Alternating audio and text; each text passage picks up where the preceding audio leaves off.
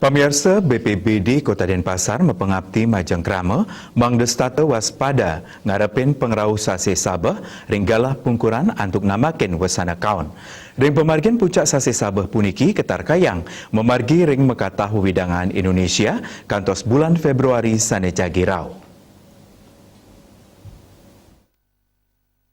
Kepala Pelaksana BPBD Kota Denpasar, Ide Bagus Joni Ariwibawan Latarang, Sabah dres miwah tatit kantun sering kepanggih ring widangan Kota Denpasar. Tios ngican penguruhan majeng kramu Denpasar, peketanipun taler sampun nyagayang personil ring 4 genah pos saning kejangkepin antuk sarana sani kebuatang. Peketanipun taler sampun memperkanti sarang BMKG, pinaku usaha nambaken wesanan kaon. Anutin saking penarke BMKG, puncak sase Sabah ring Bali ring Kota Denpasar, pacang memargi ring bulan Januari ngantos Februari, punike mawinan krame kap tiang nincapang rasa waspada. Krame mangdengan degang galah yening pacang melelungan tatkala wenten sase Sabah, tur sampunang meteduh nampak sareng taru utawi papan reklame miwah piranti tegesan ditiosan.